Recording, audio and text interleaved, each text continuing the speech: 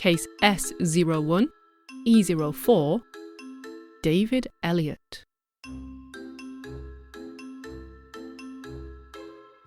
We're going to start this episode a little differently than usual. I'm going to give you a challenge. In a minute, I'm going to read out a list of words. There are over 30 in the case notes transcript, in case you'd like to challenge yourself further, but for this, I will do a shorter list. Some of these words are or were brand names. That is, they are producers of various different products. And this is either in the UK or beyond. Some, to my knowledge, have never been brand names. So your challenge is, can you identify all the words in the list that I'm about to read that are or were brands? Ready? Here we go. Aspirin, biro, dry ice, escalator, memory stick, ping pong, sellotape, superglue, trampoline, zipper. Well, how did you do? I have to confess, I actually lied. Every word I read just then is or was once a trademarked brand name. Surprised by any of them? More to the point, why are we playing a strange corporate word association game? Here comes a very long answer to that question in the form of the rest of this episode.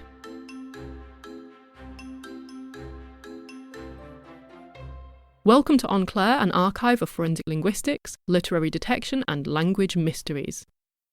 You can find case notes about this episode, including credits, acknowledgements, and links to further reading at the blog. The web address is given at the end of this podcast.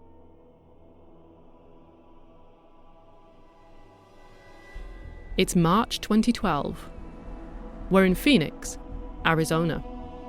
Spring has brought with it a few cloudier days, and it's still a little cool, only around the low 20s, that's around 70 degrees Fahrenheit.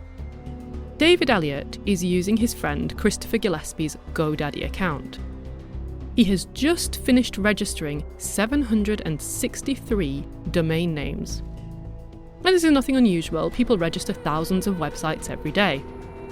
But these domain names are a little different. Elliott has registered, for instance, googlegaycruises.com and googledonaldtrump.com and googlestarbucks.com and googlechevron.com, and you get the idea. He's registered a lot of sites with the word Google in the name. Somewhat predictably, Google responds, and fast. It files a complaint that the registrations have been carried out in bad faith and that Gillespie and Elliott have no legitimate interest in them. A few weeks pass by and an almost uninterrupted run of brilliant sunshine rockets the temperatures up as high as the low 40s. That's close to 110 again for those in Fahrenheit. As May 2012 arrives, so too does bad news, and it's addressed to David Elliott. Google's complaint has been upheld. Elliott must hand the domain names over to them. What is Elliott's response? This one man, very soon too, since Gillespie will shortly join the new action, but right now, just this one guy, David, decides to take on Goliath. His ambitious master plan? Strip Google of two of their trademarks, the 502 mark and the 75 mark. Why does he care about these two? They are effectively the trademarks that protect the brand name Google. Now, I'm simplifying a lot here, but 502 covers computer hardware and software, and 75 covers services, indexes, databases, or in short, a global computer information network. Now, just for context, I don't think Elliott or Gillespie are billionaires. I could be wrong, but I'm going to assume that they are both people of relatively ordinary means. By contrast, in 2012, when this all really kicks off, Google is making just shy of $6 million per hour, or around $4 billion per month. Google can afford an army of world-leading, sharply dressed super lawyers. Even if Elliott had an outstanding case, this would be a mountain to climb. Good lawyers can put in endless blocks and delays to increase costs and drag out the battle and basically make it an unwinnable fight for the ordinary person. Moreover, Google has an extremely vested interest in winning this case. If it lost, the consequences would be seismic. Google would lose control of its brand name. Now, this is a trademark that Google itself estimates is worth $113,669,000,000. What happens when you lose your trademark? Anyone can start using that word for their own purposes, and all of those billions of dollars, they would start tumbling, and fast. So in its quest to grab a few domain names off of David Elliott, could Google have inadvertently lost control of its billion-dollar empire?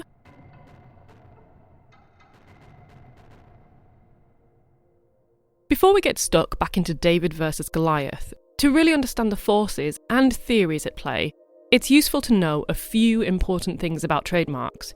So let's do 5 facts just to get started. Fact 1.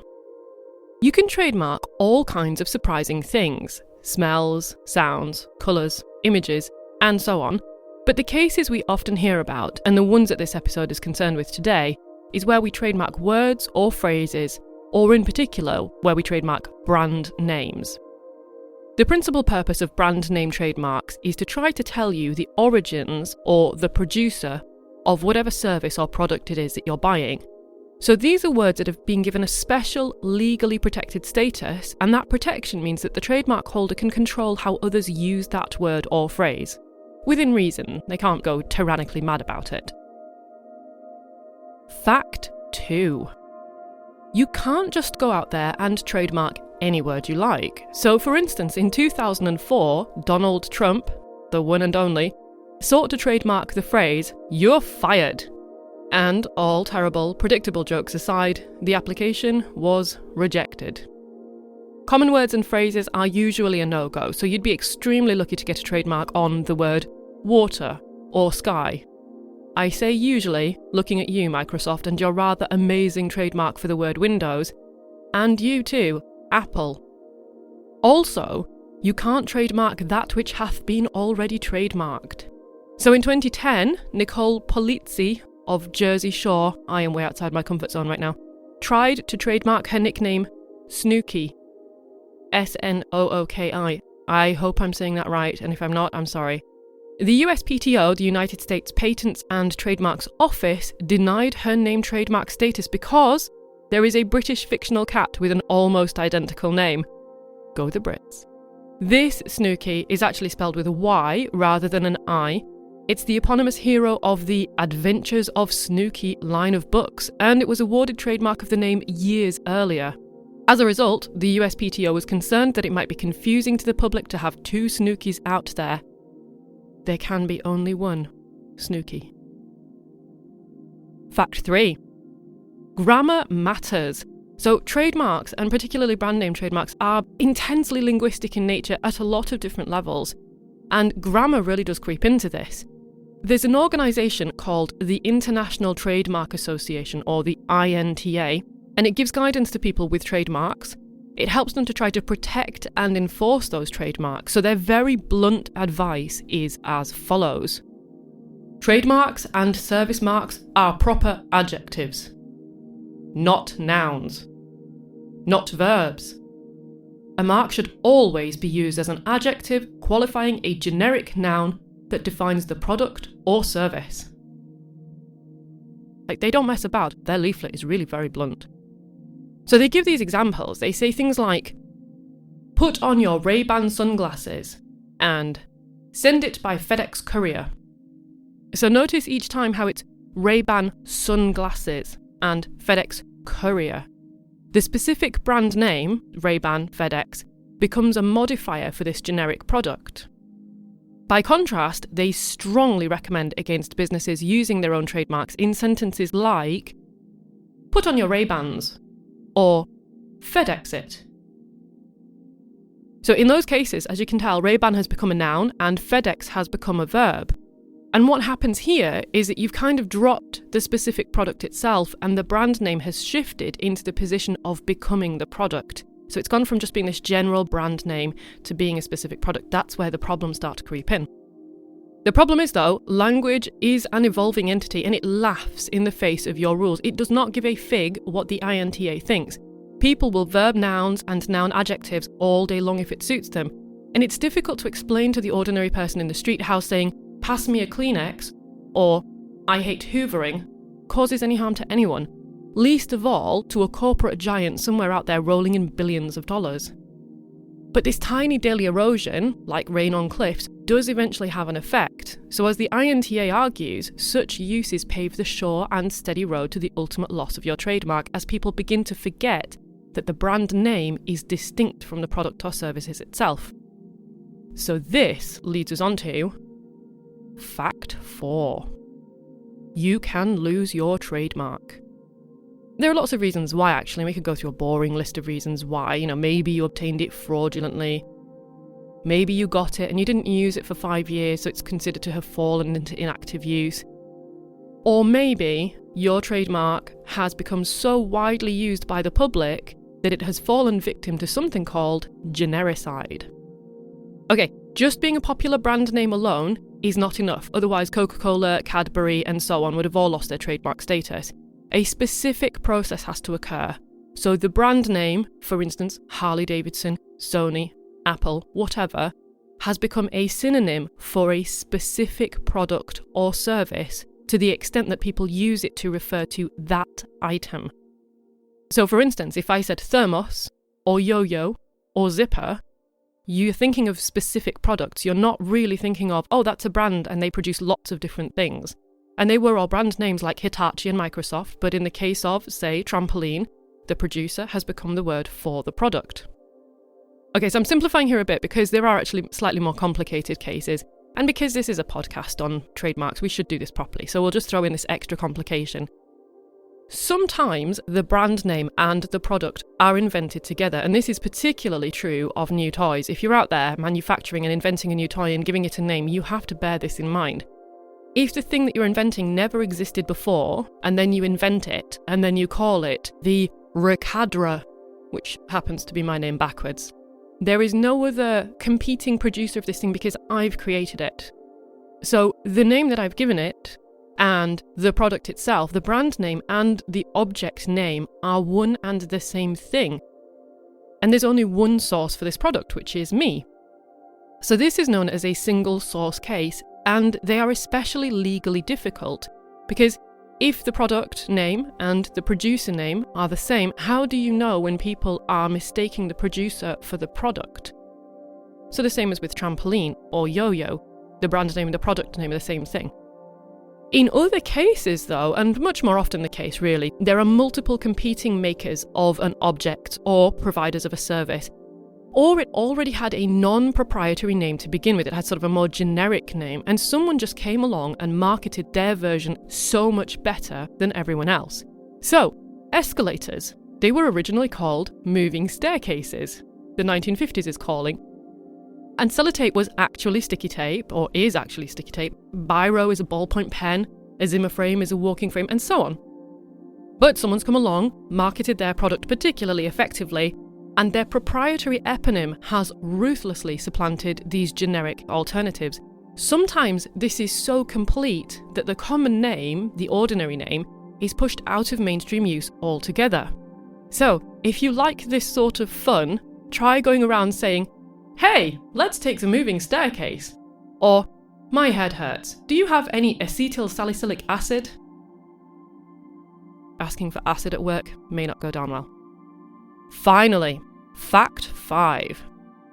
When there is a dispute over whether a trademark has suffered genericide or not, the main method used by the courts to determine its status is something called the primary significance test.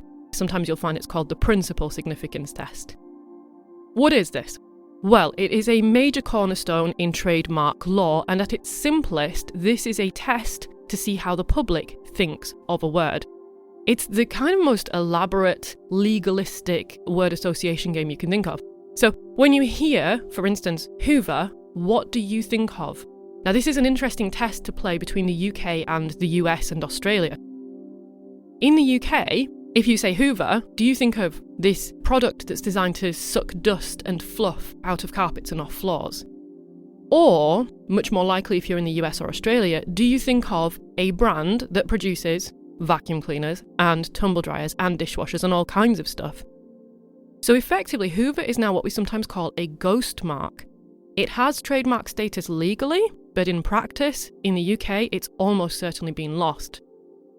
According to the United States Code 15, Section 1064, subsection 3, of course, and I am kind of paraphrasing here, if the majority of the public who use the term are unaware that it is also a trademark or a brand name, in other words, if it has lost its primary significance as a brand, then the word is deemed generic and the trademark can be lost. Quick side point here. There are specialists who administer questionnaires with the sole purpose of finding out what the primary significance of a brand is for a particular demographic. And those specialists, these survey designers, these questionnaire administrators, what is the word there? Anyway, these people who administer these questionnaires can be called up in court to present evidence to help the judge decide on the outcome of a trademark dispute. So those were our fun 5 facts about trademarks. I know you are as blown away by this as I am, so we'll wrap this section up, and for the purposes of the rest of this case, you really only need to hang on to 2 details. Firstly, the INTA's advice that you should not use or allow your trademark to be used as anything other than an adjective, because verbing or nouning is this quick route to genericide. Secondly, if the majority of people, when they hear your brand name, think of a specific product rather than you as a producer, then your trademark has probably suffered from genericide and can be stripped by the court. Right, we've covered the theory. Let's get back to David Elliott, who wants his 763 domain names back, and he's going about this by trying to strip Google of its brand name trademarks. What were Elliott's arguments?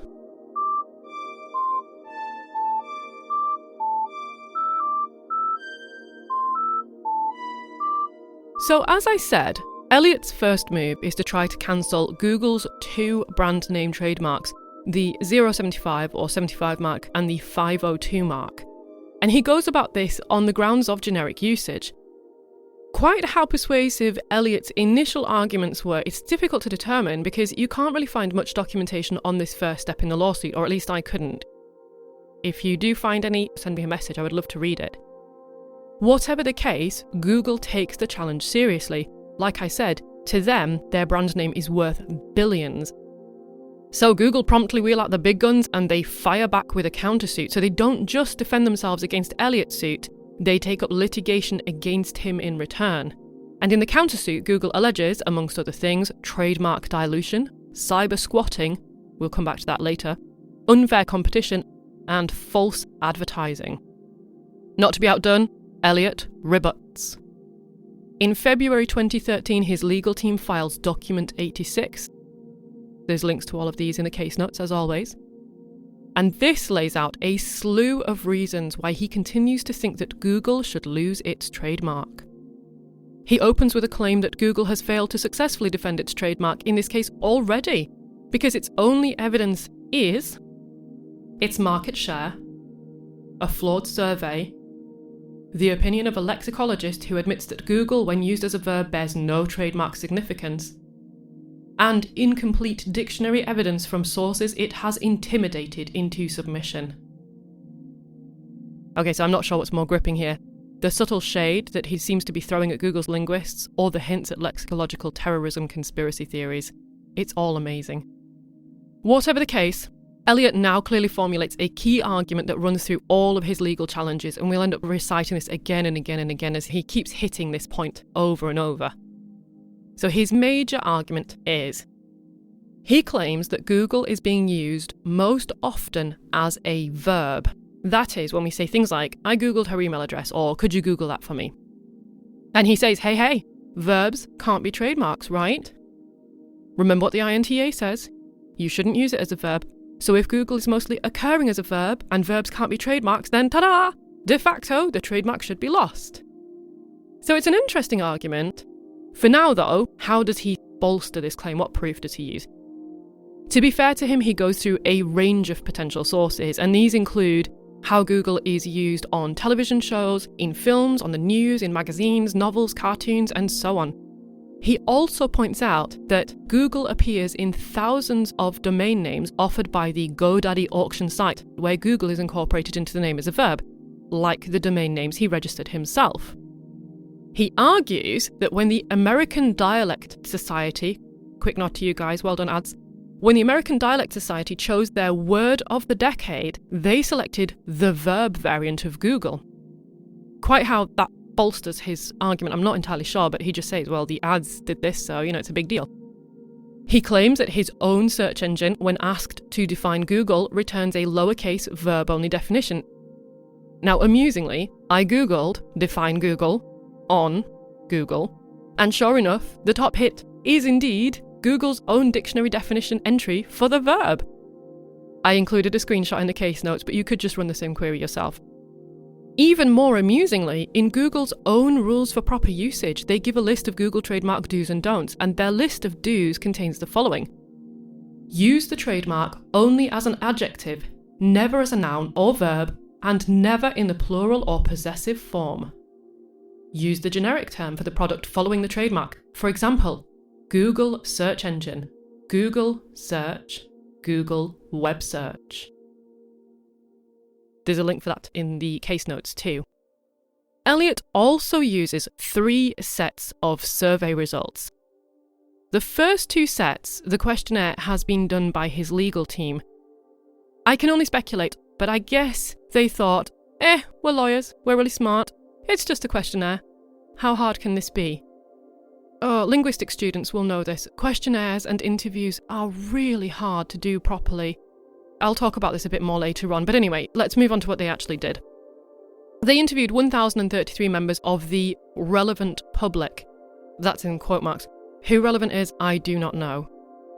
These members of the relevant public were asked to complete the phrase, I most often use the word Google to mean, and then they were given a series of options that they could tack on to the end of that. So 52.2%, so over half, chose to search something on the internet. So they're thinking of this as a verb. Only 28.7%, so about a third, said the name of a specific search engine. So thinking of it as something like an adjective or a noun in their head. Now, there are so many more convolutions to these 2 surveys, and there's a third one that's administered by a business that specialises in conducting questionnaires, but I'm going to return to this morass later on when the court gets their hands on it. So what else does Elliott cite to back up his argument? Well, he throws in more examples about how people say they Googled on Wikipedia, or Googled on IMDb, or Googled on Pinterest. In the mass of all of the things Elliott's putting forward, what a shame he didn't actually spend a bit more time on this. His document also doesn't really spell this out clearly, and more's the shame, but here he seems to be making this implicit argument that these people mean that they used the inbuilt search function on each of these non-Google platforms, and they are calling the mechanism or act of searching Googling. And that's kind of interesting and different. It's a much more generic use. There are some other arguments besides, but for brevity, I'm going to skip on to the next big one. Elliott argues that in their prior move against him, Google failed to show that the primary significance of the word Google is as a trademark. So he's basically saying they failed their own primary significance test. And remember, primary significance is all about this word association. What's the thing that you think of first and foremost when you see a word like, for instance, hula hoop or Velcro or Nescafe? So hula hoop, you probably thought of a toy. Velcro, you probably thought of specific sticky... What's the generic? People call it hook and eye material, whatever it's called. And when I said Nescafe, you probably thought of a brand that produces lots of different things. So the trademark Nescafe stands up to the primary significance test, the hula hoop trademark does not. Elliott is saying that Google fails their own primary significance test. So he also takes issue with a test that Google used to determine that the brand name is still a primary signifier instead. In their evidence, they wheeled out something known as a Teflon survey, What is a Teflon survey, I hear you ask? It sounds fascinating. You've already done one. You did one at the start of this episode. So in simple terms, you give people a list of words and you ask them to identify all the ones that are brands and all the ones that are not. And you sort of measure the success. So if only 30% of people recognise that the word Teflon is a brand, then you're kind of sliding towards generic use and so on. So Elliott argues here, this is skewed towards product and therefore towards nouns or objects. And remember, this whole argument that he's putting forward is that Google's usage is primarily as a verb, and the Teflon survey simply doesn't address this. One final bit from Elliott's suit. In section 7, he takes aim at Google's linguist. He really goes for Google's linguist. It's amazing. I'm just going to quote from the document because honestly, I can't paraphrase this in a better way than it's actually already written. It's amazing. Section 4A7. This is on page 12 if you want to go read this. We're starting with a heading. Defendant's linguist is conflicted, his confusions are of law and without factual support, and he admits that use of Google as a verb cannot have trademark significance. So that was the heading. On to the main of the quote itself. Defendant's expert linguist, Jeffrey Nunberg, was first contacted regarding his services by plaintiff's counsel, that is Elliott's counsel, in December of 2012. Jeffrey Nunberg, to give you some context, is an American linguist and researcher. At present, he's an adjunct professor at the UC Berkeley School of Information, and in the past he's taught at Stanford. So Nunberg would have been in his late 60s at the time of this case. Plaintiff's counsel sent Nunberg the complaint, asking if he would be an expert in the case. In addition, plaintiff's counsel left Nunberg a voicemail explaining plaintiff's theories in the case. In response, Nunberg emailed that he thought the case was, quote marks, interesting, and that he would be, quote marks, happy to discuss being plaintiff's expert. On December 5th, 2012, Nunberg and plaintiff's counsel had a telephone conversation about the case and plaintiff's theories and strategies thereof. Following the conversation, plaintiff felt that Nunberg was, quote marks, on board with being plaintiff's expert witness. The next day, Nunberg sent plaintiff's counsel several expert witness reports that he had prepared in prior cases to ensure that he had not previously expressed any conflicting opinions that could be used to impeach the opinion he would give in this case, at that time contemplating an opinion in favour of plaintiffs. After reviewing these reports, on January 30th, 2013, plaintiff's counsel told Nunberg that plaintiffs were interested in retaining Nunberg as an expert witness. On March 4th, 2013, however, Nunberg told plaintiff's counsels, quote marks, I was looking forward to working on your case, but some health issues make it difficult for me to make commitments over the intermediate term, so I'll have to pass. Despite all this, Nunberg has now reversed his opinion and provided an opinion for defendant. He is clearly a hired gun who will say anything he is paid to say. Several of Nunberg's opinions are conclusions on the ultimate issues of this case, such as whether widespread use of a trademark as a verb affects the validity of the mark. Clearly, Nunberg's opinions on this are improper. In addition, some of Nunberg's opinions contradict existing law. Nunberg opines that a trademark can be, quote marks, representative of a genus without being generic. However, the very definition of a generic word is one which represents the genus, rather than the product of one specific producer. Nunberg's contrary opinion must be disregarded. Finally, Nunberg opines that a verb can never function as a trademark, as will be discussed in the following section, and in plaintiff's motion for summary judgment. The logical conclusion to be drawn from this opinion is that verb usage is necessary non-trademark or generic usage. Thus, if the majority usage of a word is as a verb, then the word is generic. Yeah, he really sort of sticks it to Nunberg there. Legal documents can be dry and dull and tedious. Sometimes they run for hundreds of pages and they don't really make a point. I kind of think that's a strategy to make people switch off and miss important parts of the argument.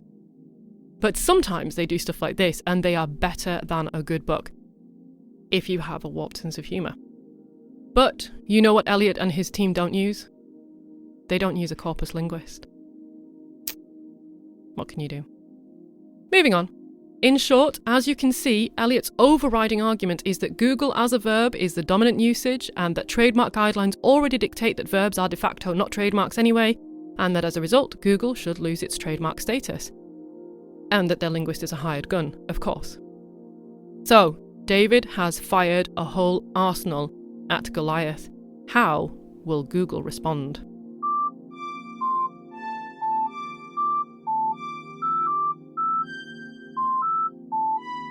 Okay, so let's get in our time machine and move forward about 2.5 years. We are now in October 2014, and the court has published its findings. We're going to cut a long story short here. Google successfully defends itself, so I guess you could say Google wins. Why though? Well, the court takes apart the two prongs of Elliott's suit pretty quickly and efficiently as follows. Firstly, they deal with this supposed overwhelming verb usage. As I'm sure you are now very clear, Elliott's argument rests on the fact this verb Google is dominant and also non-trademarkable, ergo generic. Helpfully, the court identifies two usages here, and this is actually something that I wish had happened much further back in the suit as it developed, because this is quite a useful distinction. So, the court identifies indiscriminate and discriminate verb usage. As it would suggest, this discriminating version, or this discriminate verb usage, is where users say they're Googling and they mean with Google. The indiscriminate version is where people say they're Googling and what they mean is they are using a search function.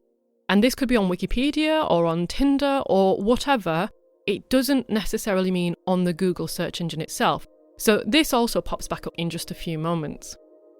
Now, Google themselves don't contest the fact that their brand name is used as a verb. It would be kind of insane for them to say, oh, well, this is not an issue. Instead, they stick to this central tenet that no matter how people use the word, when they hear and think of Google, they associate it with a specific brand. So remember, as I've said all the way through, trademarks are about identifying the source of a product or service.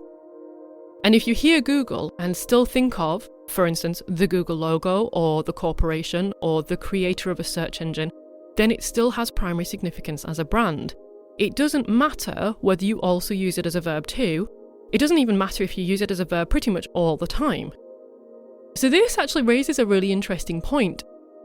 What is the usage of a trademark versus how do we think of a word? You may think of a word in one way consistently, but use it in a different way consistently. And how does that factor into trademark law? Anyway, that is the grammar dealt with by the court. They next move on to the second point of the admissibility of Google's expert linguist. So remember, Elliott kind of wasn't keen on Jeffrey Nunberg and described him as a hired gun and called him contrary and some other words besides. Well, the court has something to say on that front too. Plaintiffs attack Dr. Nunberg as a, quote mark, hired gun who will say anything he is paid to say because he allegedly, quote marks, reversed his opinion. While inconsistencies may be an indicator of reliability, plaintiffs do not substantiate their allegation that Dr. Nunberg reversed his opinion. The fact that Dr. Nunberg first expressed interest in being retained by plaintiffs, before being subsequently retained by defendant, does not necessarily mean Dr. Nunberg gave inconsistent professional opinions. To the contrary, the only evidence in the record is Dr. Nunberg's testimony that plaintiffs never retained, paid, or shared any confidential or work product information with him, that he never shared any of plaintiffs' information with defendant, and that while he may have shared ideas with plaintiffs, the only expert opinion he rendered was the one contained in his report. But there's more. The court also takes issue with those 3 surveys. So remember, the first 2 surveys, I think the lawyers just thought, how hard can this be? Then they asked people, I most often use the word Google to mean. Now, the first survey offered the answers to search something on the internet, the name of a specific search engine, the internet in general. The second survey asks the same question, gives 3 options again. The first option is to search something on the internet, again, the name of a company, the internet in general, again. Notice how neither of these surveys offers the respondent an answer along the lines of to search for information using the Google search engine. This is a pretty amazing oversight. I mean, I could dedicate an entire podcast series just to how writing and administering a good questionnaire takes an enormous amount of thought and care. Just questioning somebody in general is a very delicate process. Questions can be leading or slippery. If you don't give a fair range of answers, the choices that are left can be manipulative. Even the way that the questionnaire is framed and given can change how people respond. So there's studies that show that if you offer somebody a drink, if you smile at them, if you explain the survey in a particular way, you will get very different responses from people, even though it's the same questionnaire, even though it's the same demographic. People see things like questionnaires as almost a test. People try to people please, and they want to try and give you the answer that they think you want, which is of course entirely useless. What we need is what they're actually thinking. And so if you do certain things, you can change the outcome of your questionnaire substantially. So anyway, you could do an entire podcast series on how to write and administer a good questionnaire successfully. In fact, just to really hammer this home, even Elliott's expert survey designer, Mr. James Berger, who I assume they hired later on because they realised perhaps that these first 2 surveys weren't going to be admissible, even he came in for some criticism, and it's literally his job and his expertise to do this. The evidence gathered from his survey was ruled only partially admissible. Document 116 has this damning little aside in it as follows. Mr. Berger stated that his survey tested neither the primary significance of the term Google to consumers, nor whether the term was generic with respect to search engine hardware and software that are the subject of the 502 and 075 marks. I mean, what was it testing? But anyway, whatever the case, this wasn't the only issue with the evidence that Elliott puts forward. When it comes to the dictionary usages, Elliott's team could not provide a single example of an entry that did not also include the trademark somewhere in the definitions. Now, they will probably also argue that this is because Google has intimidated dictionaries into submission, but, it is what it is. They were unable to cite a single instance in which a major media outlet referred to another search engine as Google.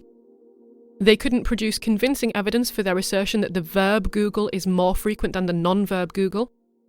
Google even goes so far as to suggest that there is simply no way to provide evidence of this kind. I almost leapt out of my chair. Again, corpus linguist here. There are so many good ways to attack this particular question. If you do want to know whether or not a particular usage is more dominant in a particular cross-section of society, speak to us corpus linguists. People, come on, we're really nice, we don't bite. Finally, the outcome is that Elliott has not been able to meet the burden of evidence required, and the court rules thus.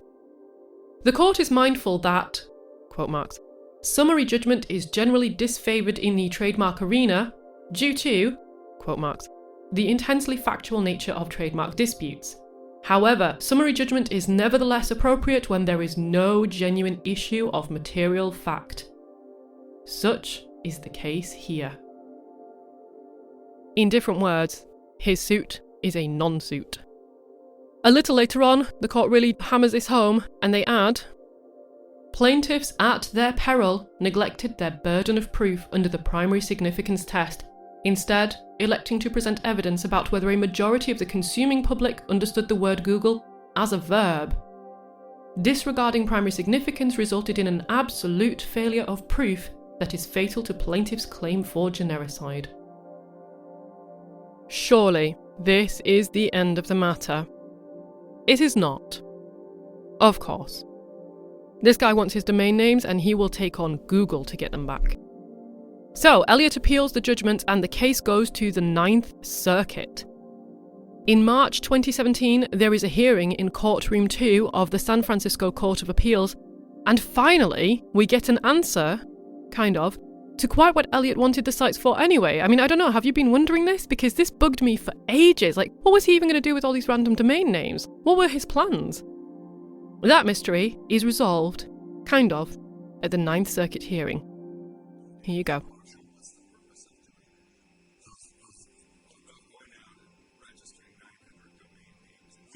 registered 700. It was partly 700. We registered because what was the purpose? Well, that looks to me like classic cyber spying. No, the plaintiffs here were not. Why did they do it? The first thing you must note is our complaint has no damage agreement whatsoever. The reason they went out and they were working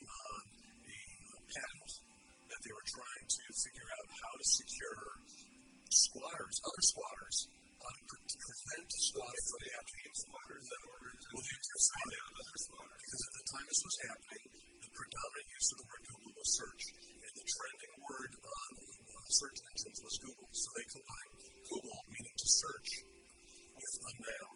And when you combine to search with a noun on mobile devices, you were asking the search engine to search for that information, and you were getting a higher rate of return. That was the theory. They were testing that theory. It was academic. They were not making it reference. What would happen if somebody searched the internet for one of your registered domain names? Where would it take? Most went nowhere. A couple went to some other sites for some other academic purposes. There was not significant dollars being generated. I thought I read something in the record about some sort of an adult site. You're right. Those are interesting facts, right? That's exactly. I don't know. I'm trying to figure out what's going on. They were registering some of them at the top level domain of XXX. At the time XXX started, it had better analytics. And so in order to track how people were using, they dumped some of these names onto the XXX site because it was a newer top domain which had better metrics or analytics. In the end, Judge Richard C. Tallman gives his opinion, and in it he affirms the findings of the District Court's summary judgment in favour of Google. Elliott's appeal is described thus. The plaintiffs produced thousands of pages of largely irrelevant evidence, showing merely that Google is sometimes used as a verb. The sliver of potentially relevant evidence purporting to show that the public uses the verb Google to refer to searching the internet with any search engine, as opposed to Google search engine in particular, is too insubstantial to save the plaintiff's case. So remember, this is the key little bit that I wanted to come back to. Elliott had in his possession these few slivers of evidence showing that sometimes people used this verb Google to mean using the search function on any site, on Pinterest, on IMDb, on Wikipedia, and the court noted this as indiscriminate verb usage. A little later, the court adds that the expert linguists working for Elliott's counsel conceded in their deposition that, despite their opinion that Google is used in verb form without regard to a specific search engine, the term has not become a generic name for search engines. So those linguists that were working on Elliott's counsel, incidentally, were Dr. Patrick Farrell, Professor Emeritus of the Department of Linguistics at the University of California, Davis, and Dr. Alan Metcalf, Professor of English at McMurray College in Jacksonville, Illinois. Sort of interesting that he had two expert linguists. But anyway. Surely, though, this is truly, really, absolutely the end of the matter. You know what's coming. Elliott heads for the Supreme Court. In extremely simplistic terms, he wants to appeal the appeal. And for this, he puts forward 3 more arguments. I'm going to summarise them because this guy is never going to stop. So he basically says, the Ninth Circuit didn't sort out the whole verb angle of his argument and how this fits into trademark genericization. He says that their opinion conflicts with an argument by the Second Circuit about changing the test for genericness from majority usage to majority understanding. This is the bit that I was saying before about how you use a word versus how you think of a word. And that the Ninth Circuit supposedly misinterprets or follows a contradictory and unworkable prior decision. Finally, 5 months later, on Monday the 16th of October 2017, only last year, as I'm recording this podcast, there is a hearing to determine whether the writ of certiorari, that is, the appeal of the appeal, will be allowed. And the petition is denied. Will Elliott try any further action? Honestly, I do not know, but I get the sense that this guy does not give up. So, stay tuned, there could be a part 2 in future. Last note as I finish, if you are interested in how forensic linguistics and corpus linguistics work in the field of trademarks, they are both so relevant to this field. Get stuck into some work by Roger Shuy, S-H-U-Y. That's the forensic linguistic angle, and if you want the corpus linguistics angle, look at the work of Adam Kilgariff, Kilgarriff, and I've linked to some of his work in the case notes as well.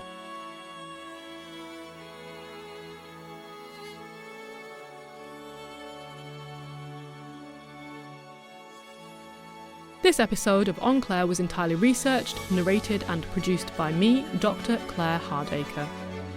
However, this work wouldn't exist in its current form without the prior efforts of many others. You can find acknowledgements and references for those people at the blog. Also there you can find data, links, articles, pictures, older cases and more besides. The address for the blog is wp.lancs.ac.uk/OnClaire, and you can follow the podcast on Twitter at _OnClaire. Or if you like, you can follow me on Twitter at Dr. Claire H.